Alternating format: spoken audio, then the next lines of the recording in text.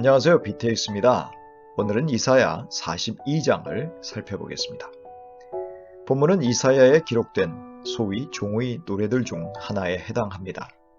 종은 세상의 거짓 신들을 따라가던 사람들의 구원을 위해서 하나님의 선택과 부름을 받은 사람입니다.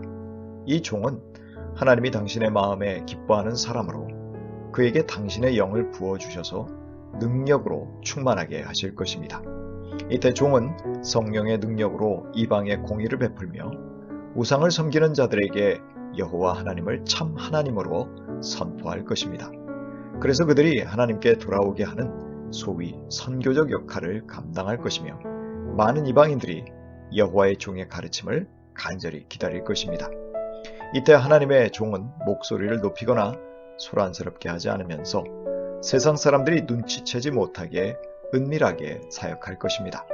종은 자신을 드러내지 않고 겸손하게 맡은 사역에 집중할 것이었습니다. 종은 상처 입어 쓸모가 없어진 연약한 갈대마저 꺾지 않으면서 소중하고 조심스럽게 사람들을 대할 것이며 거의 꺼져서 빛을 낼 수 없는 등불과 같은 연약한 사람도 인내와 긍휼로 대할 것입니다. 종은 진리의 사람으로서 진리로 공의를 베풀 것입니다. 종은 하나님의 사역을 감당하다가 어려움과 시련을 겪을 것이지만 끝내 세상에 공의를 세워 하나님이 주신 사명을 완수할 것입니다. 하늘과 땅을 창조하시고 생명의 주관자가 되시는 하나님이 종의 능력의 근원이 되실 것이기 때문입니다.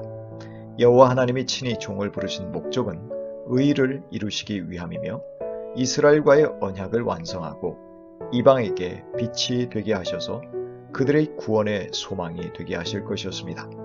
그는 소외되고 고통받는 연약한 자들을 구원할 것인데 이들은 영적 소경으로 영적 어두움, 영적 감옥에 갇혀 있는 자들입니다.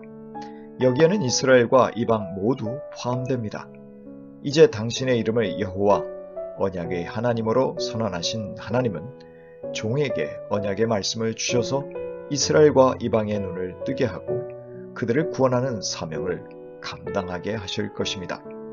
종의 사역을 통해서 하나님의 영광이 나타날 것이며 하나님은 당신의 영광을 사람이나 우상들에게 넘기지 않으실 것입니다.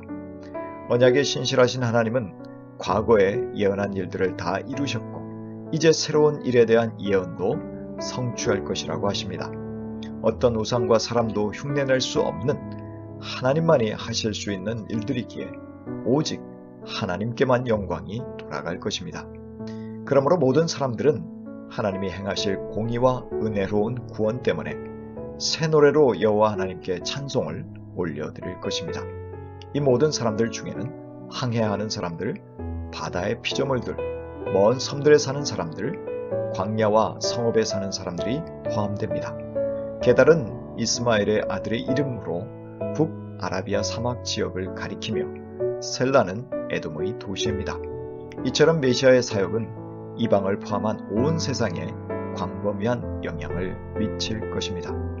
하나님께 찬송과 영광을 올려드리는 이유는 하나님이 용사와 전사처럼 대적을 물리치셨기 때문이요. 오랫동안 침묵하시며 참았지만 심판하실 목소리를 높이실 것이기 때문입니다. 그리하여 하나님은 당신을 거역하며 우상을 버리지 못하는 자들이 사는 곳을 황폐하게 하고 메마르게 하심으로 그들이 크게 수치를 당하게 하실 것이었습니다.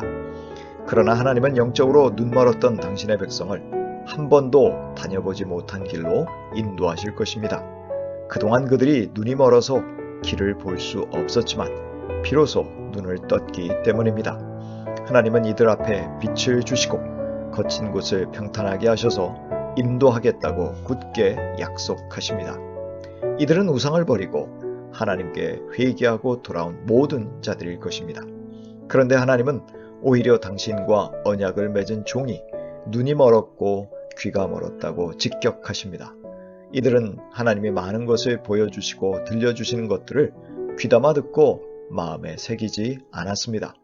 그리하여 이들은 택함받은 하나님의 종이었음에도 하나님의 말씀에 불순종하며 살았던 것이죠. 그러나 대조적으로 이방인들 중에 눈을 뜨고 돌아오는 자들이 있을 것입니다. 하나님은 당신의 백성을 구원하여 의를 이루시려고 존귀한 율법과 교훈을 당신의 종들인 이스라엘 백성에게 주셨습니다. 이스라엘 백성이 율법을 존중하여 순종함으로 하나님의 의를 열방에 나타내기를 바라셨습니다. 그러나 이들은 율법을 듣지 않았고 순종하지 않았기에 노략을 당하고 갇혀있고 약속의 땅에서 쫓겨날 것이라고 선지자를 통해서 이들에게 경고하십니다. 하지만 이러한 경고에 귀를 기울이고 깨달은 사람이 없고 이들의 구원을 위해서 애쓰는 사람도 없다고 하십니다.